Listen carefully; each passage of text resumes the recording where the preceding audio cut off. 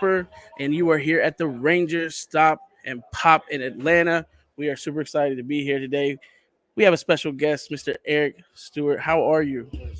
I don't. Oh, it's just me. It's me. Oh, Oh, it's you. oh, It's it's you. It's me. you. It's Yes, you. yes. Many of you may know him as the voice of Brock. He's done some things on Yu-Gi-Oh. I can't remember the character's name. What's the character's name, man? I'm super bad. Yeah. Kaiba. There it is. There it is. You're a musician. You're a voice actor. How's the weekend been for you so far? It's great. I've been doing a bunch of conventions that are a little bit different format, and this is one of the first sort of anime slash Yeah. pop culture ones that I've done in a while, and it's just great because there's a little more fan interaction. I love that. Yeah, no, it's great. It's also good to see so many cool friends of mine that are Rangers. Yeah. I love those guys, so it's cool. Yeah, it is. They describe this con as somewhere where you guys can kind of let your hair down a little bit. You get to interact with the fans a little bit more. It's not as like formal as some of those other cons are.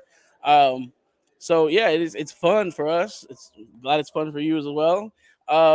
So question I have for you: going into um, a voice acting role, how do you prepare for that? What's your preparation for going in to playing a new role? So a lot of the shows that I'm known for, like I played Brock and James on Pokemon and And Seto James, yeah, Kaiba, on Yu-Gi-Oh, and they're all dubs, Japanese dubs. So usually we get to see the character because the animation's already done ahead of yeah, time. Sometimes we are given the voice ref from the Japanese original, and they want us to at least try to emulate that, or they want us to do something completely different. A character might be a big, sort of heavy-set, tough guy, yeah. and his name is Tiny, and so the original Japanese might be a deeper voice, but here, in America, they say, oh, it'd be funnier if you had a high pitched voice. That's Mm, a funnier idea. So, in terms of preparation, usually the director will have some sort of input yeah. for guidance. I know that because I directed a lot of Yu-Gi-Oh, I directed a lot of Pokemon.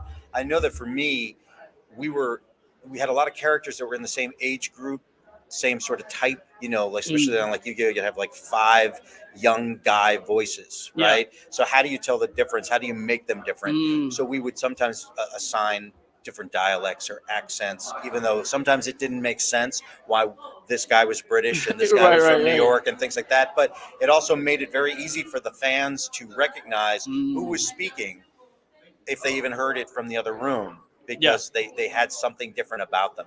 So yeah, it really depends on the project. I also there are voices and registers that I like to use. I've made decisions sometimes to do a voice that's been painful to do, which would be a dumb thing to do for a yeah. long running character. But yeah, it varies. Nice, nice, nice. So, would you have ever thought that Pokemon and even Yu-Gi-Oh would be where they're at now, and you would still be doing shows and just bringing so much joy to people's life, just meeting you? Did you ever think that it would be at this level? So when we first started working on Pokemon, we were working on a lot of other things. Mm, And anytime you start up a new show, the people behind it will tell you this is going to be the biggest thing ever. yeah, And so as an actor, you go, yeah, sure, I'm sure. yeah. But that was the surprise Mm, when they brought me in to. First, they brought me in to direct Yu-Gi-Oh before I had the role of Seto Kaiba. When they brought me in, I looked at the format of Yu-Gi-Oh and I said, "Oh, this is Pokemon 90210. This is for all the kids that grew up yeah, with Pokemon. Now they maybe want a little slightly more mature storyline. yeah, It's the same format. yeah. It's going to be huge, Mm, and so I'm not as surprised as the popularity for Yu-Gi-Oh because because the Pokemon model makes so much sense. yeah, There's a moral to the story. There's something redeemable about each character, mm, so that people connect to that. yeah, And it's not rocket science. Don't reinvent the wheel when you're making a new cartoon. yeah, This is a formula that works. But 25 years later, to see that there's still a fandom for these shows, yeah. yeah, it's very flattering. I mean, you know, I started working on that show when I was a young man, so Yeah, it's pretty cool. yeah, I would imagine. I mean, like I said, you come to these shows, you have people who come up, they just want to meet you, get things signed for you, and with people having things signed, can you? Is there anything that you can say that's like the weirdest thing someone's ever asked you to sign? As a rock and roller, I can't tell you what that would Okay, be, okay, okay. what I've done, but as a voice actor, I did do one where I signed someone's calf that they then did a tattoo. Wow. That's pretty permanent. Yeah. Like, that's pretty hardcore. Things like that are like, wow, Yeah. that's a little that's very flattering. That you want my name, and I had to really make sure that you could read the letters of my name. Yeah. Yeah, I would think that goes at the top of the list. Yeah, I can see that. So out of voice acting and your musician, so your plate's pretty full. What would you say? I mean, was one outweigh the other as far as passion goes? Yeah, honestly, if you asked me who I was, I would tell you I was a singer-songwriter, and if you asked me what I did, I would tell you I was a Okay. voice actor and a musician because I most of my income is based on being an actor, Yeah. which has given me the freedom to play original music and do what I want to do as a musician without asking how much am I getting paid and all Yeah. of that sort of stuff. Yeah, if I had to give one up, I mean, it might be a surprise to hear, but it would be voice acting. No, Music is my soul. yeah, no, I completely understand that, and sometimes it can be hard, for people who haven't made it to that level to balance the two out. And it's nice that you're able to find the balance in that you're able to do what you love, able to do something that's bringing in the income to be able to do what you love. So that's awesome. I have to go on the record right now and ask you, what is better, Pokemon or Yu-Gi-Oh? Wow. It's tough. I gotta ask though. I got a friend who's watching right now, and we have this debate. I don't know if it's one is better than the other, but I will say this. I enjoy comedy. I love the funny stuff. So like a funny bad guy like James is a lot of fun to play. Yeah. But Kaiba is so easy for me to do because it might be a surprise, but the sarcastic sort of rival is really easy for me to find in my character. That was that was gonna be my next question. Out of every character, like the characters that you've done, who do you relate to the most? So I could read a Yu-Gi-Oh script as Kaiba without it being written for me. wow. Okay. So you've so when doing that, when doing the preparation for the characters, that one was a little bit more easier for you because you're like, yeah, that's me. Yeah, well, because like the Team Rocket stuff, it's funny. Brock is funny Yeah. too.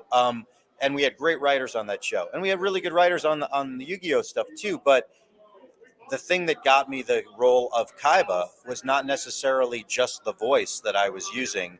It's because I understood that the producer and the creator of the show, they were looking for that sarcastic rival, giving the hero a hard time without being a villain. So the personality was something that I could relate to. I Nice. got it. I Nice. understood it. So that's why it's easy for me to play because I walk that line between being a rival and a villain. Nice. So you understood the assignment, like they like to say these days. That's good. Can you tell us anything that you have that you're working on, or anything that you have going on? So two things. So music-wise, with the Eric Stewart band, I've been trying to do a single almost every month or a month and a half, Nice. just to keep working on music, especially during all the COVID stuff and Right. not having any live performances was really tough for us. So you can look for that music. On Eric Stewart Band is everywhere. It's streaming all over the place. But the other thing is Dan Green, my partner in crime on Yu-Gi-Oh, who plays Yugi. He and I are creating an original cartoon. That Nice. has nothing to do with what we've done in the past. It stars a lot of the people that you've seen and heard before. But it's done, we call it an illustrated audio drama. It's black and white. Okay. It looks like you're looking through a comic book while you're listening to an audiobook. Wow. And Dan hand draws all of the art. Wow. Which is really a cool. It's just a cool concept. So that's something that we're working on. We've already recorded 26 episodes, and Wow. we're finishing drawing the third one right now. Because it takes him some time to do, but it's really neat. It's all black and white. It really looks. It's very retro. That's exciting. Yeah. That's exciting stuff. Hey, I don't. Have you talked much about that on social media? No, it's called Crossing the Gods, and it's really neat. If you see the cast, it's actually the cast is most of the people that you know from Pokemon and Yu-Gi-Oh, all playing very different types of roles. It's much more sci-fi. Wow. It's cool. It's more mature but it's still PG. Nice. Hey, I feel like we kind of got like a little exclusive just now. That's nice. That's nice. Where can the people find you at, social media wise? So ericstewart.com. The website's got all that stuff. I'm on Facebook. I look like this with a microphone. Yes.